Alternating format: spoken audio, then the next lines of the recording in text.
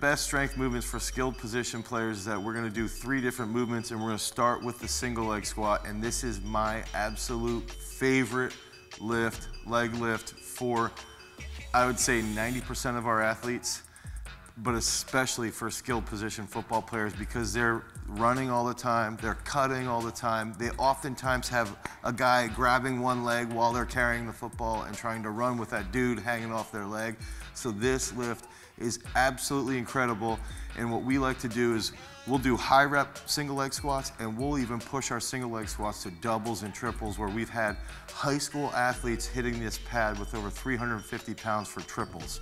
You know, a lot of these guys end up going to play Division I football, but this is the best strength lift. It also helps maintain structural integrity because you're hitting unilaterally, you're hitting both sides equally, and it just develops a ton of strength that transfers very well to the football field. So Legend here is going to demonstrate a single leg squat, and what I like to see is that front foot about 6 to 8 inches in front of the blue pad.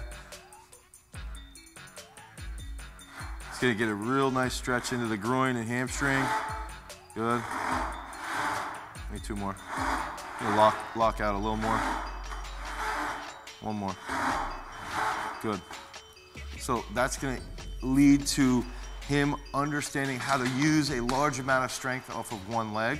It's going to increase the mobility in his groin and his hips. It's going to improve his hamstrings' capability of achieving hip flexion. It's going to hammer his butt. So when you hammer that butt, it's going to help them when you're cutting, because you're using your glute med and your glute max to cut.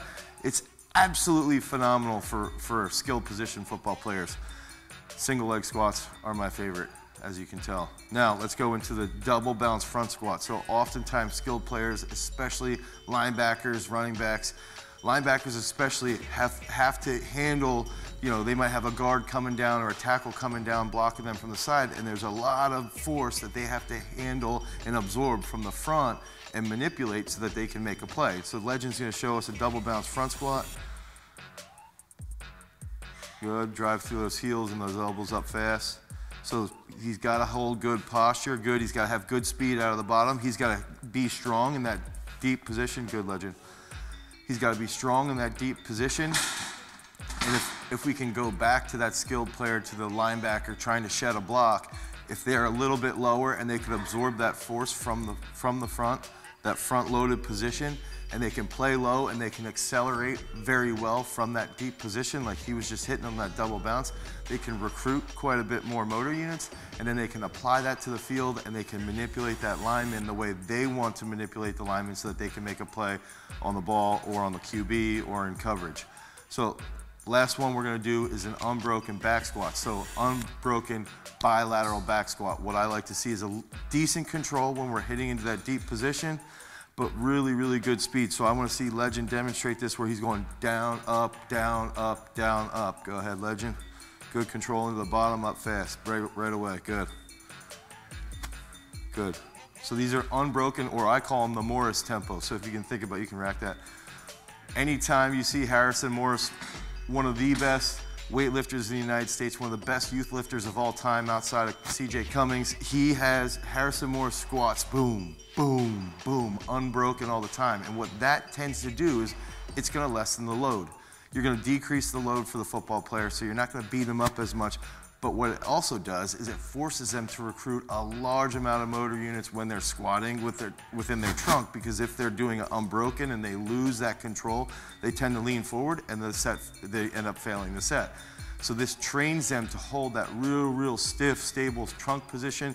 It trains them to be a little bit more mobile. It trains them to be a little bit more reactive when they're deep in the hole. So this is the same thing that you're going to end up seeing on the field.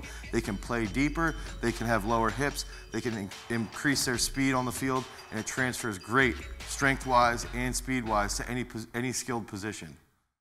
Let me into my zone. Please don't let me into my zone. Let me into my zone. Let me into my zone. Let me into my zone. Please don't let me into.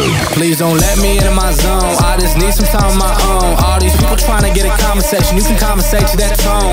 My God up on that throne, yeah. So I'm never alone, yeah. All these people trying to box me in. I'm Mayweather, it's on, yeah. Now they ask where I'm at. Making hits that line back. I'm MJ, I'm 2-3, man. I just need some time back. I'm zoned in like defense. sense. My life gone, no recess, but I live my best one, so I got no regrets. So I'm gone, finally back in my home.